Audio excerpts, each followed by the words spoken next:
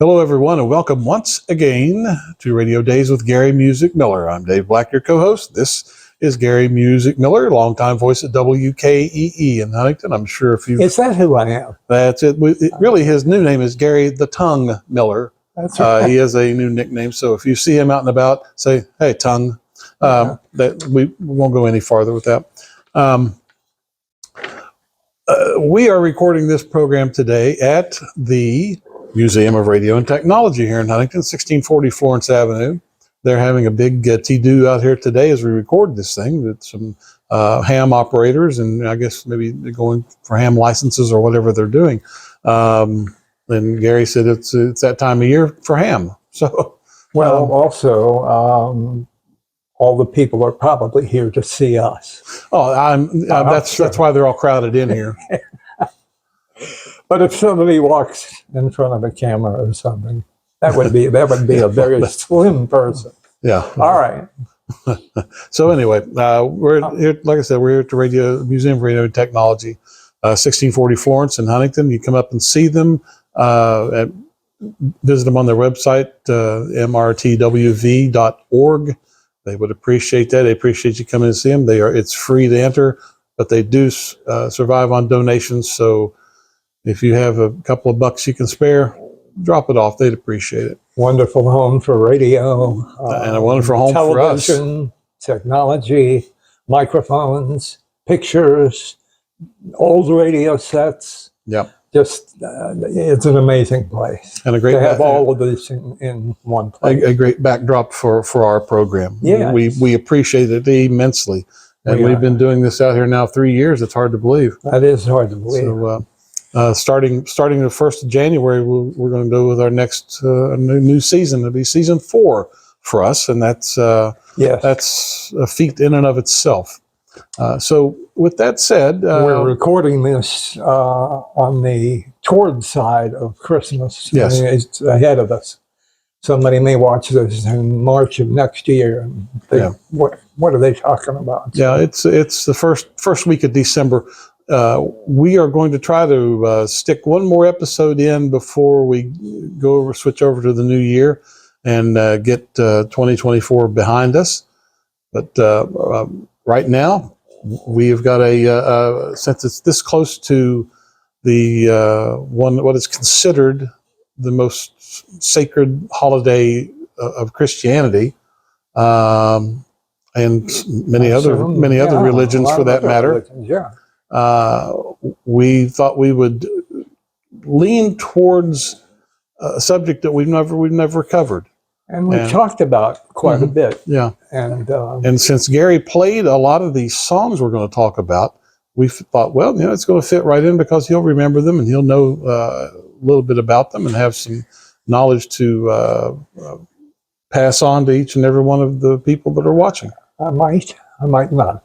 Yeah, we are going to talk about songs that were played on the radio, that were secular hits, so to speak, that had a religious connotation or a spiritual connotation or meaning or title, and some of them people would not even think that is the case, but it is. We have done our due diligence with research and. Got some good ones to pass along to you. I'm sure you were surprised at the number of over 50 years, 60 years of music. There have been quite a few. And one thing my dad always taught me, said, don't talk politics or religion with anybody or you'll make an enemy out of them. So we're not talking religion today. We're just bringing forth the fact that a lot of religious-oriented music or music that leans in that direction actually made it over to what we call secular radio.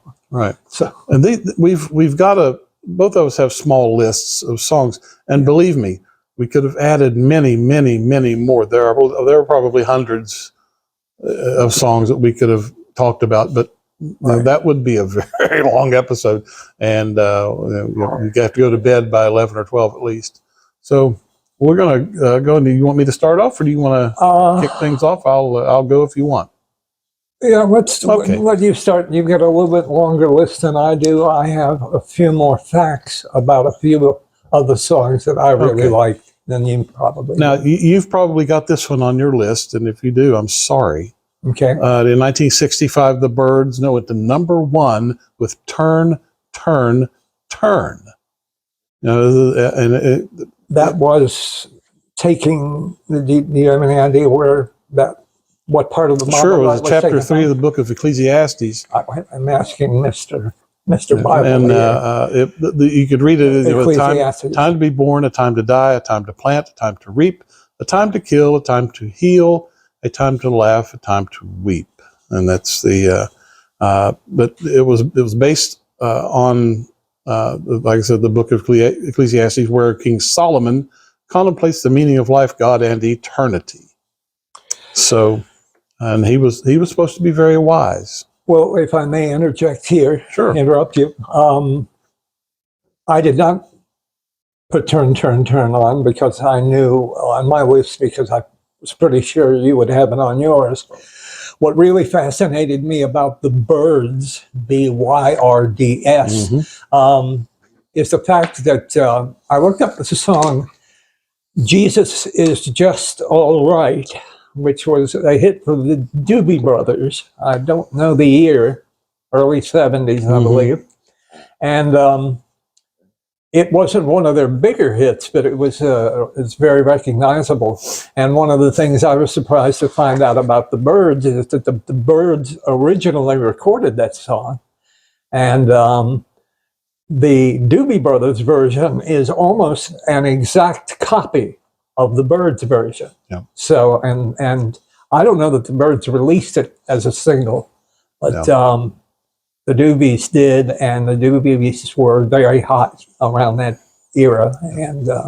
And excuse me for interrupting. Sure, no. When I think about the Byrds, not only Turn, Turn, Turn, but I find it interesting they did the original Jesus is Just All Right. And reading about the term "just all right" in the '60s when that was written, it meant you're a really good guy. Yeah. You know, you're cool. You are, and it may seem irreverent to people today, but it meant you're a great guy. And of course, they go on to sing, "Jesus is my friend." Right. And so. When I think of the Byrds, I think of Tippi Hedren. Please don't. In the phone booth. I never wanted to know who cleaned up that mess. Yeah. Hopefully Alfred Hitchcock did. Okay. Moving on, thankfully. Yeah. What else you got?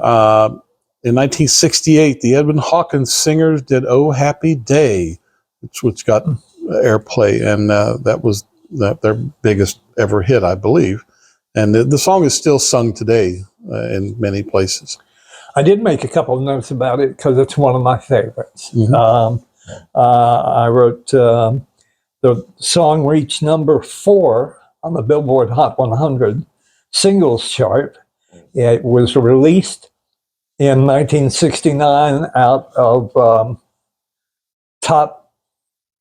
It's number 2 out of the top gospel songs of all time, and I tried to find out what number 1 was, and all we kept coming up was Mahalia Jackson. Well, I'm sure Bill Gaither had something to do with it. Yeah, so Mahalia Jackson apparently had the biggest song, but out of it was number 2 of the all-time gospel songs of all times. It was written as a mid-18th century it was written, the basic words to it came out of a mid-century bishop, I guess, named George, I want to say George Harrison. That doesn't sound right. But it was King George or something. They may have been Harrison. But they said that was an inspiration for "Oh Happy Day." And Edwin Hawkins. It would have been great. Yeah, that would have been great to see. That would have been something if you got a hold of that thing. Absolutely. But, speaking of King George, as we move on here, In 1970, George Harrison, as we're talking about, did "My Sweet Lord." Now, this wasn't a song that was based on Christianity. The song was actually based on his dealings more with the Hare Krishna movement. Yes. And he even says that in the lyrics of some of the songs. He's, Hare Krishna, all this stuff. And it's funny. He waited. It seemed to me like he waited on purpose to the end of that song, to put the Hare Krishna in, so that Christians could use the song if they wanted to. And you know what he didn't do? Well, that really disappointed me. Didn't shave his head. They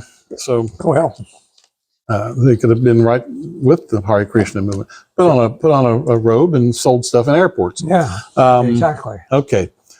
Next up, from 1970 as well, was "Bridge Over Troubled Water" by Simon and Garfunkel. That was another one that had a religious meaning if you read into the lyrics.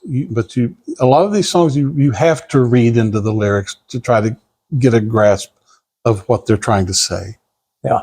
So I didn't know if you had anything about that one or not, but that was a smash for them, and was just probably their biggest song ever. Big song, yeah. I think it was the #1 song of that year. Probably. And definitely their signature song. Yeah. And I've read about that. They had a fight. Simon wanted Garfunkel to sing it. Garfunkel wanted Simon to sing it. And it ends up being Art that does most of the lyrics on it. But they had a little argument about who would, the record company. They should have settled it in the ring. That's right. They I like to see big wrestling matches. That's right. These two guys. Not to be confused with Art Fleming. Yeah. Okay. The next year, in 1971, came a song called "Put Your Hand in the Hand" by Ocean. Exactly right. And that was another. Did that song go to #1 that you can think of? I forgot to look at it, but it was a huge hit. It was. It was indeed. Now let's move on. Another song that went. This song did go to #1, and it's in 1972. "I'll Take You There" by the Staple Singers, and that was, if you listen to the lyrics in that one, they're based in gospel music anyway. They were indeed, and they were something else to listen to. It's a great song. And that was a song in '72. I got to play it on the radio when I started in '74. It was a common oldie by that time, but yeah. Okay, now I talked about this for a short period of time with you last night, I think it was, or night before last. And it's not that we went over our list because we didn't. I have no idea what he does. does. I mentioned this group and this song to him. He had never heard it, and I don't think you mentioned me the song title. Oh, I might not have. Well, if I didn't, I'm sorry. Okay, that's okay. A lot of you have probably never heard of it either. But it went to #1 on the U.S. mainstream rock chart. You'll have to give me the name of the song. Okay, the name of the song is called "Let the Day Begin." Okay. The band was called The Call. It went from 1989. It was big on what you call alternative or college radio stations, and it was a huge hit for them. Of course, it was #1 on the mainstream rock chart. Interesting. No, I'm not familiar with that. Get a chance, listen to it. It's a strong song, and the message is there.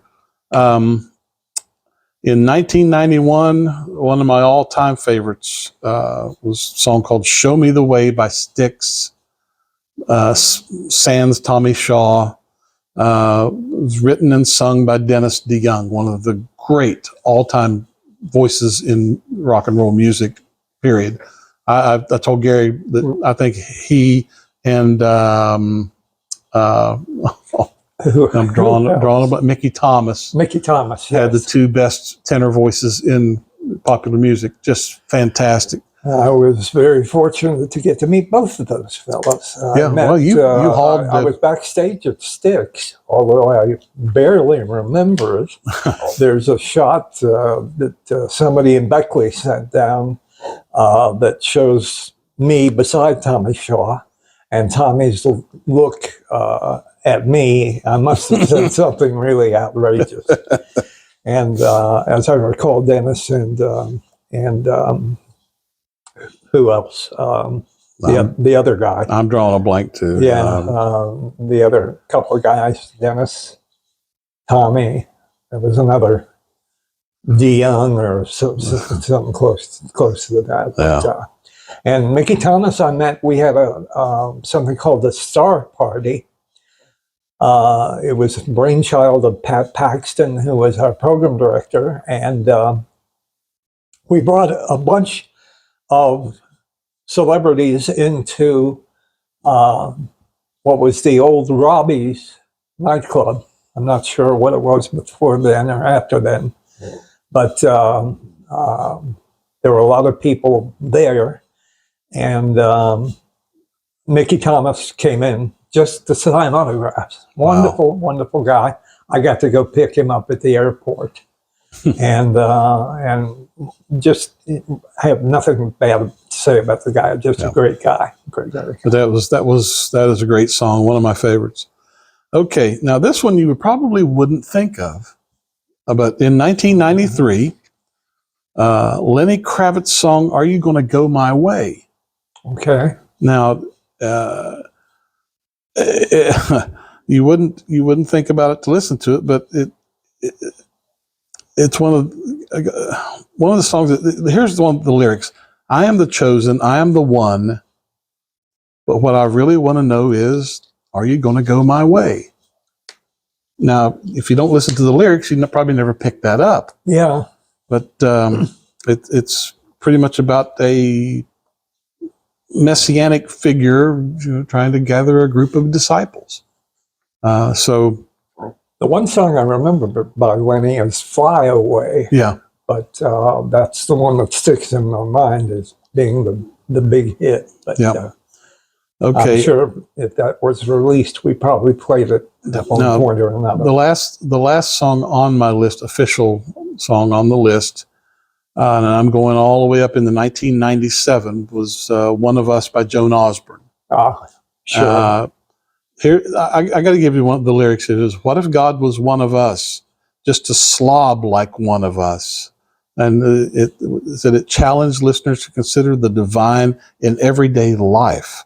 Now, I'm sure that being omnipotent, you can do whatever you wish, but I don't think being a slob is one of them. He left that up to the humanoids. However, I can't ever think of that song without remembering an episode of the old Ellen sitcom where she's in an airport bar and this terrible lounge singer starts singing, "What was God do? What if God was one of us? Was just a slob like one of us." One of the funniest things I ever saw. It's not meant to be funny, but in that context. Now, I'm gonna close my list with an unofficial. I only have a couple of others. It's unofficial at this point. Mm-hmm. However, never had a song that hit on the mainstream radio charts, like on pop charts, or never crossed over. But a fellow named Andre Crouch. Right. The group was Andre Crouch and the Disciples, is what they were called. And this guy wrote some of the greatest songs you'd ever want to hear. Besides doing his gospel stuff, he did work on songs by Michael Jackson. He did work on songs by now I'm drawing a blank. I should have wrote it down. I thought I had it memorized, but. Not trying to drop a bunch of names, but Michael Jackson was the biggest one. Yeah. But he did work on several other, and I'm including a bunch of Motown stars and other artists. You don't think of Michael as no, not at all. Religious artist. However, his song "Man in the Mirror" is supposedly based on that. It's very faith-based. So, you take it for what that's worth. But that is... Andre Crouch unfortunately passed away several years ago, and went through a rough patch in his life, and some things went wrong for him. But he straightened all that out, and once again the man with all the videos, Mr. Bill Gaither, brought him into his family there, and so to speak, and they did some music together, and it was Andre was I saw him in person once, and he was just out of this world good, and he produced some great singers that came out of his group. Larnell Harris was one of them. If anybody knows who that is, what a singer! Really good. He is one person that's known by everybody. I think. Oh yeah, I mean, everybody knows his name, and but if he's one of the greatest of greats. Oh yeah, I've got my list done. If you've got anything you want to go over, have at it. The only things I'm going to reach. Very first song I thought of when we decided to do this was the song from the rock opera, I believe it would be called Godspell. Godspell being a derivative of the word gospel. And it was based on, I think, the Gospels. And the reason I remember it is in 1971, one of the first songs I got to bring home, working at WWHY, I got to bring this home. It was Day by Day from Godspell. Day by Day came from the lyrics inspired by Bishop St. Richard in the 18th century. And he says, may I see thee more clearly, love thee more dearly, follow thee more nearly. And those words always kind of grabbed me. It was first a hit in Australia. It was released by two different artists in 1977, before anybody really knew about the play, I guess. And one of the versions went top 5 in Australia. And I always felt sad for this girl because she never received any notice. But Day by Day, the American version that you probably heard, was sung by a girl named Robin Lamont, who was in the musical Godspell. And Day by Day went to number 13 on the Billboard Hot 100, and it was later named the 90th biggest song of the year, 1970, whatever year it was, 1978, something like that. So I always loved that song. Don't know why. Well, I do know why, but I mean, that was the first one. Second song, actually, that came to mind was after Jesus Is Just All Right, was, oh, ouch, Norman Greenbaum. I just cracked my elbow on the desk here. Before I lose my mind, are you all right? Yeah, I'm fine. Okay. Yeah, I just went. That's good. Just raised my arm up. I'm fine. It's my standard reaction to somebody hurting themselves. Yeah. He did that on purpose.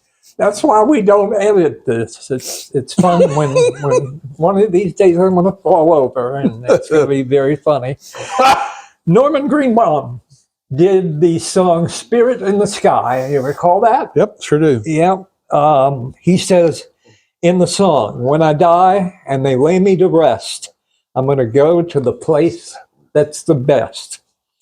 Later on in the song, he says, prepare yourself. You know, it's a must.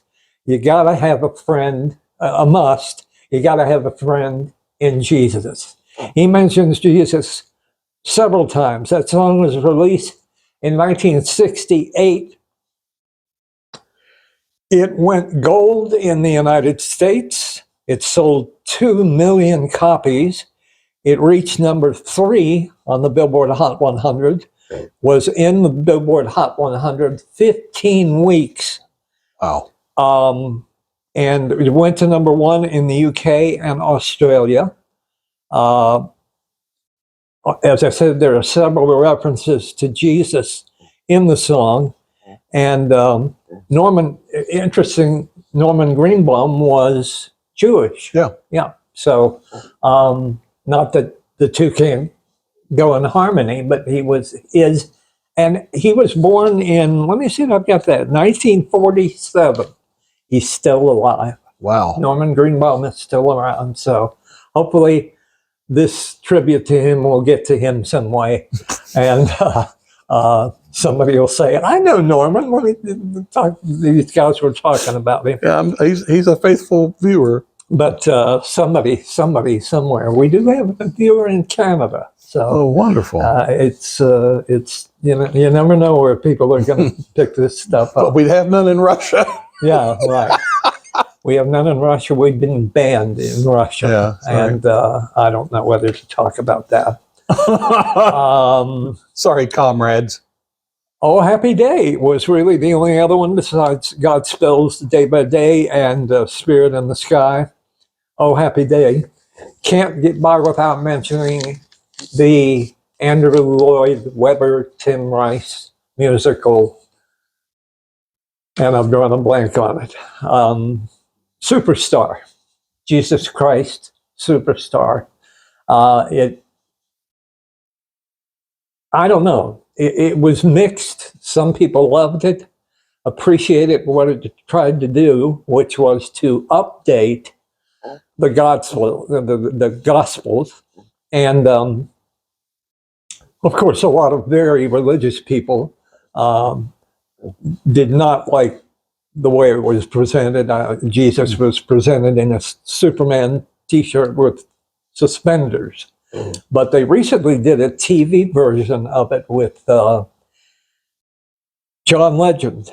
And it was broadcast and did very well, as I understand.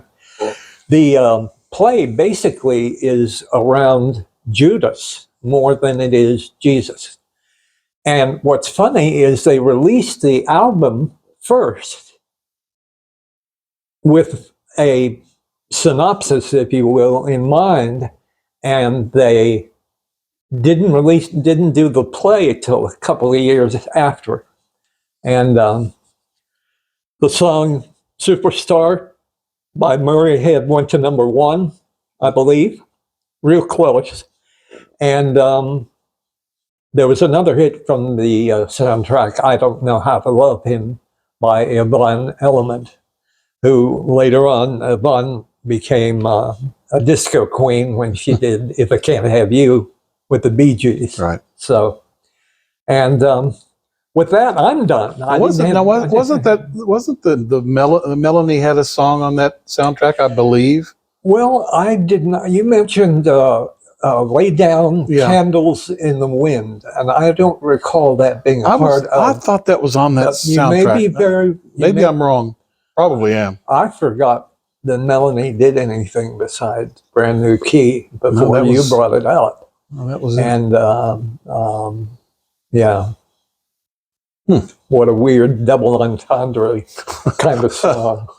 I get a brand new pair of roller skates. You got a brand new key. Maybe we can get together, whatever. And try them on you. Let me do one thing before, if you don't mind. Oh, sure.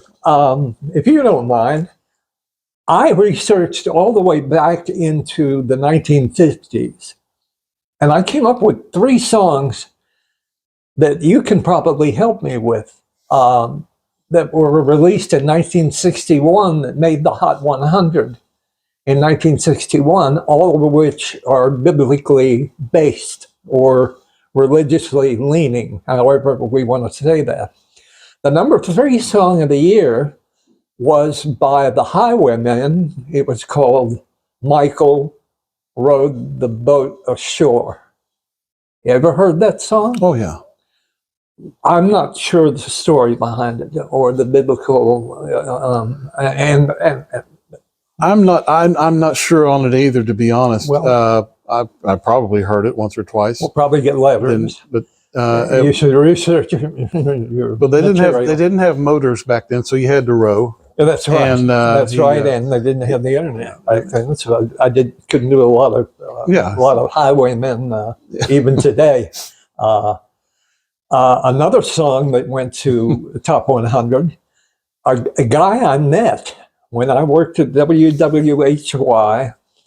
We were playing country music from 1972 to 74 when I left. And if you don't know my history, go back and review the first 3 episodes of this series, and you'll find out why I worked where I worked. But Dick Husted, who ran the station, brought in a guy named Jerry Wallace, Jerry was, I'm a little cold, so forgive me I should have worn my shirt over here. But if I sound a little shaky, that's because Jerry was, I knew Jerry because he recorded a song called If You Leave Me Tonight, I'll Cry, which was used on the television series, Rod Serling's TV series, Night Gallery. And the story is there's a couple who walks in basically to a deserted diner, and they play a song on the jukebox. And it's that song. And he explained to me they wanted somebody that sounded kind of like Johnny Mathis. And as I listened to Jerry Wallace do If You Leave Me Tonight, I'll Cry, that was his biggest hit ever, probably because of Night Gallery. But it got to a part where in the song it goes, till death do us part. And of course, the record stuck at till death, till death, till death. In Rod Serling fashion. So, oh gee. Last song, I got to mention this song, 1961. There's a song released by a brilliant singer, fantastic voice, named Gene McDaniel. He did a song, I'll never remember the name of the other song. I can't remember the name of the second song, but the first song he had was called 100 Pounds of Clay. And the lyrics of the song go, he took 100 pounds of clay and he said, hey, listen, I'm going to fix this world today because I know what's missing. Then he rolled his big sleeves up and something or other, he created woman and lots of loving for a man. Obviously, he's singing about the creation of women. BBC banned it, not because it had religious connotation, because it thought it was very demeaning to women to think that God would just, create woman as a as a sexual object. So they wouldn't play the song. And I wish I could remember his other song. He had another really, really good song. I can remember some of the lyrics of it. It's coming to me, A Tower of Strength. That's the name of his other song. So, at 61, there were 3 religious kind of leanings. And then I went to 62, 63, 60. I didn't see much of anything. And interestingly enough, a couple of musicians, pianists, Ferranti and Teicher made the top 100 that year with a theme from a movie called Exodus. And it had nothing to do with the Bible. But so that's my look at 61. I just stuck with me. I really like the Gene McDaniels. And he didn't mention On the Wings of a Snow White Dove. He didn't mention that. I didn't mention that, did I? No. For Lenowski. Yeah. Oh, I stopped. Thank you. I stopped in the middle of meeting Jerry Wallace. I met, he played Camden Park. Dick Husted brought in Bob Luman. I had no idea who the guy was. He had a 1950s hit that was pretty big called "Let's Think About Living," and he had some really good early 70s country songs. He sounded very Elvis-ish. And if you listen to Bob Luman do some of his later songs, he really sounded like Elvis. But the third guy Dick brought in that played Camden Park was Ferlin Husky. And Ferlin did do, I believe it was a 1961 song as well. Ferlin did On the Wings of a Snow White Dove. He sent his pure white love. Pure sweet love, yeah. And it was about the dove being sent, I guess, by Noah at the end of the 40 days and 40 nights of rain. Well, Noah was sent the dove out of the ark to see if there was near land, and the dove came back with an olive branch in its mouth and proved to him that there was land nearby. So, well, Ferlin had a really big song with that. He did the cross and On the Wings of a Snow White Dove. I won't sing it all, but thankfully, please do. Thankfully, but I actually went walking down the Midway at Camden Park with Ferlin. And did you have a corn dog? So I did. No. Actually, it was a pronto pup. Did Ferlin have one? I'm not sure. I'm not sure if he had anything to eat or drink, but I did have. I've never visited Camden Park without having a pronto pup. I used to love this thing, but I'd love to have one now. But you don't. It's not worth $25 to get in to have a corn dog for a quarter. Sorry, exactly. It's not going to work. Oh boy.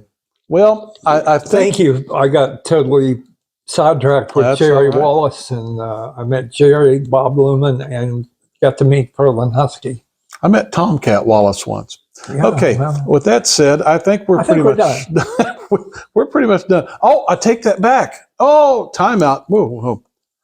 I do have a Stump Gary. Oh, okay. An end of the season Stump Gary. This is going to get him. I know this is going to get him because he's not going to. There's no way I'm going to get this. Now, all these songs that we mentioned here, literally all of them, almost all of them, Gary played. At one time or another, he played. Yeah. Now, he played songs by all the big bands. Now, in the 70s and 80s, there was early 80s, we'll say, there was a band called 10cc. That had a couple of big hits. Okay, I'll tell you what immediately comes to mind is I'm Not in Love. Yeah, right. And then they did The Things You Do for Love. Oh, you didn't think I knew that? Oh, no, that's not it. Okay, that's not it. Okay. Before they were 10cc, they were known as what? 9cc. No.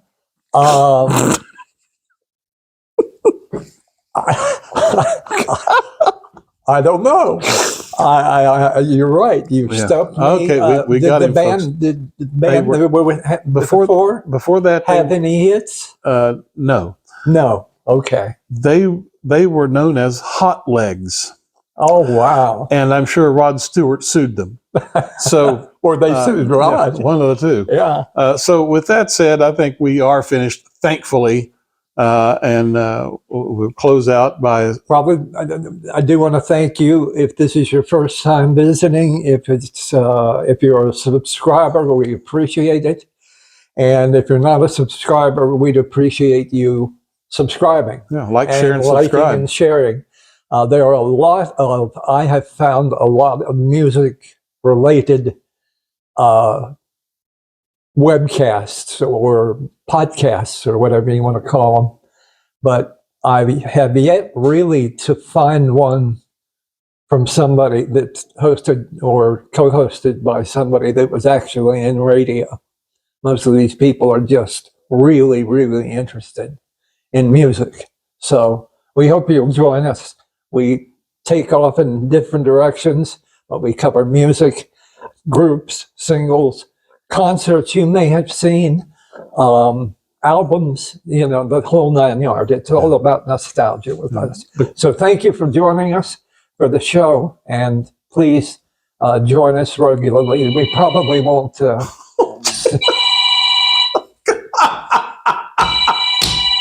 Will that show up? Potential spam. Oh, this is the most unbelievable thing I've ever seen. That is the first time in history of us doing this that has happened. Potential spam. Yeah. Came up. Okay. They obviously don't know. Potential spam. Please. Yeah.